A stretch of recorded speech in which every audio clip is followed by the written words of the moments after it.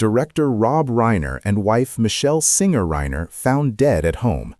Authorities investigating apparent homicide after 78-year-old director of Stand By Me and The Princess Bride discovered dead at LA home with wife. Rob Reiner, the director of beloved films including When Harry Met Sally, Misery, Stand By Me, The Princess Bride, and This Is Spinal Tap, has died aged 78 in an apparent homicide, along with his 68-year-old wife, Michele Singer Reiner. Reports first began to emerge on Sunday afternoon that the bodies of a 78-year-old man and a 68-year-old woman had been found by authorities inside a home owned by Reiner in Brentwood, Los Angeles, after a medical aid request was made to the Los Angeles Fire Department. At a press conference on Sunday night, LAPD Chief Detective Alan Hamilton said the investigation was ongoing. At this time, the LAPD is not seeking anyone as a suspect or as a person of interest, and we will not be doing that until we conduct our investigation and we move forward, Hamilton said. Reiner had been married to photographer Singer Reiner since 1989. The couple met while he was directing When Harry Met Sally, which he'd made with his friend Nora Ephron after 10 years of being single. Inspired by their new romance, Reiner changed the film's original downbeat ending so that Harry and Sally ended up together.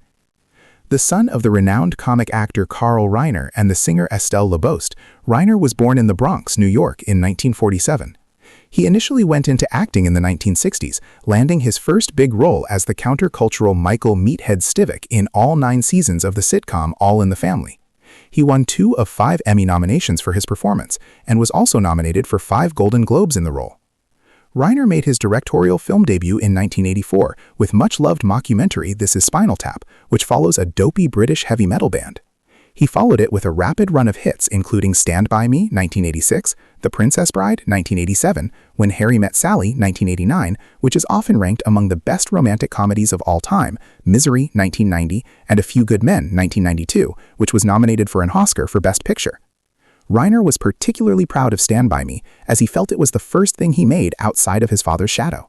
Spinal Tap was satire, and I love satire, but that was something my father had done, and The Sure Thing was romantic comedy, and he had done those. So Stand By Me was the first thing I did that was purely an extension of myself, and that meant a lot to me, he told The Guardian in 2018. Later films that Reiner directed included The American President, 1995, The Bucket List, 2007, and his final film, the 2025 sequel, Spinal Tap 2: The End Continues. Over his career, he was nominated for 4 Golden Globes for Best Director and 3 Directors Guild of America awards. He also continued to act in small parts, including in Ephron's Sleepless in Seattle as Tom Hanks's friend, Postcards from the Edge, The First Wives Club, The Wolf of Wall Street, New Girl, and The Bear. He also frequently played himself in comedies including 30 Rock, The Simpsons, Hannah Montana, The Larry Sanders Show, and Curb Your Enthusiasm. Reiner also co-founded Castle Rock Entertainment, the production company behind hits including The Shawshank Redemption, Seinfeld, In the Line of Fire, City Slickers, Lone Star, and Miss Congeniality.